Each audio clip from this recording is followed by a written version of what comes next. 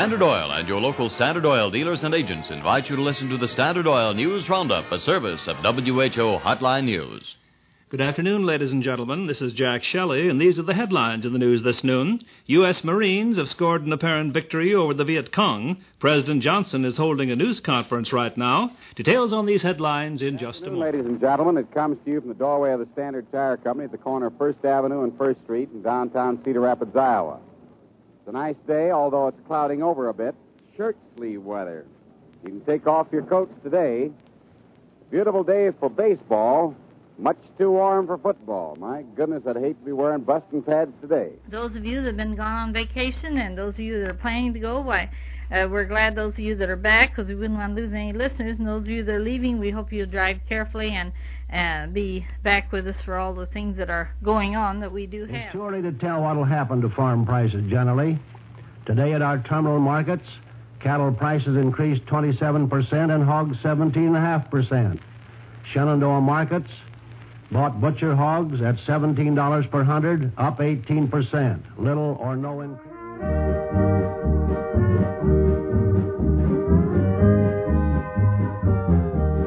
It's time for Johnny Kettleson and the Sunshine Boys. 30 minutes of music brought to you by the Hubbard Milling Company.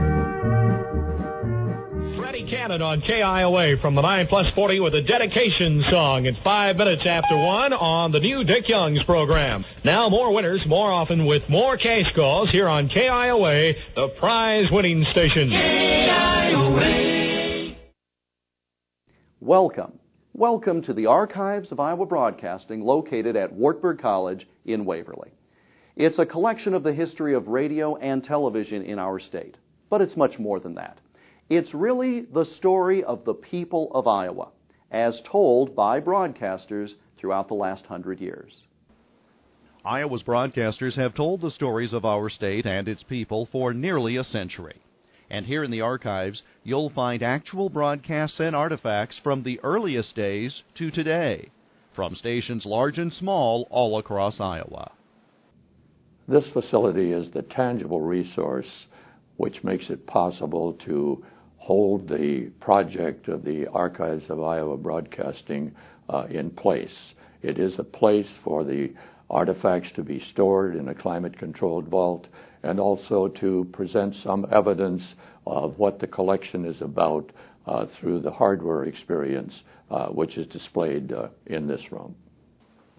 The archives holdings are in a secure, climate-controlled vault with a rotating collection of artifacts on display in the public research area, and a growing selection of materials available 24/7 via the Internet. Over the past 100 years, broadcast technology has changed greatly, and it's represented here in the Archives of Iowa Broadcasting. This microphone was used on the very first broadcast from what is now WMT, some 85 years ago. This microphone was used for decades at WSUI in Iowa City. And now the sound technology has improved to where I'm speaking to you through a small microphone located right here.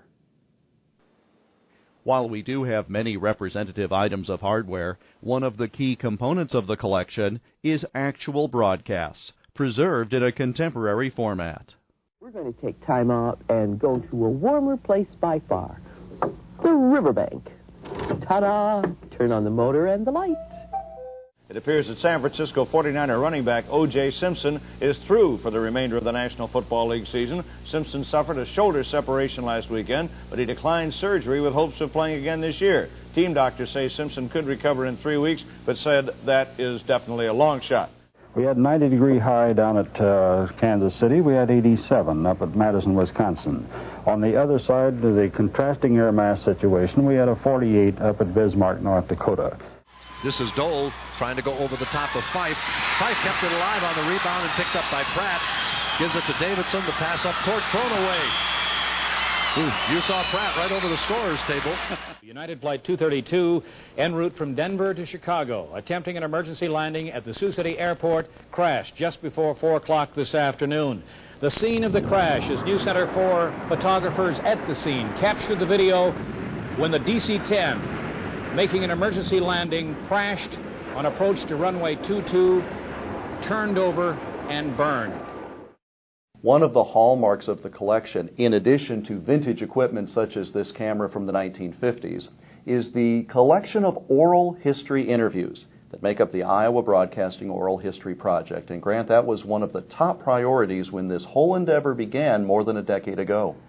And one of the reasons we put the emphasis there is it was the most perishable part of the history, Jeff. Human lives, unfortunately, do come to a termination point, and the experience many times dies with them. And so we've made a real effort to capture this very important contribution that Iowa broadcasters have made to the development of radio and television in the United States, a part of the record that will be available for posterity. The Archives collection was founded through the Iowa Broadcasting Oral History Project in 1994. Interviews of more than 100 key figures in the history of radio and television in Iowa have been collected. Women and men who built Iowa Broadcasting. Any manager of a broadcast station that doesn't realize that isn't going to be very successful. You've got to be part of the community way up to the hilt.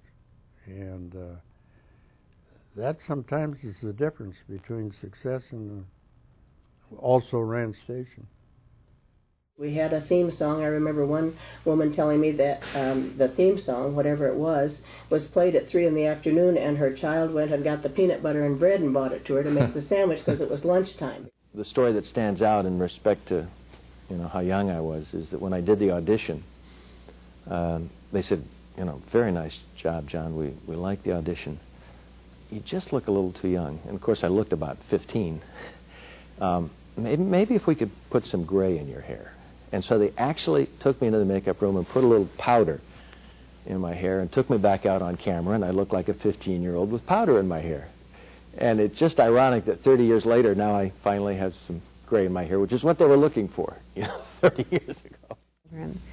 And I used to have the magic mirror to look through and see the children at the end of the show, and got a lot of response from children that way. Please see me in your magic mirror. I'm here and I'm a good doobie.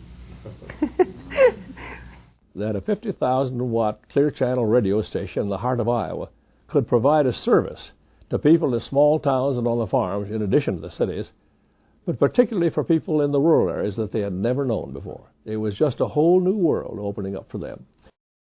But in order to continue our efforts to preserve these stories for the ages and make them available to a broad audience, we need the support of individuals, companies, and foundations. This is a critical time in the life of our project. To date, the Iowa Broadcasters Association, Humanities Iowa, the Corton McElroy Trust, Wartburg College, and the R.J. McElroy Trust have generously supported our efforts. So have the dozen men and women who serve on our National Advisory Board.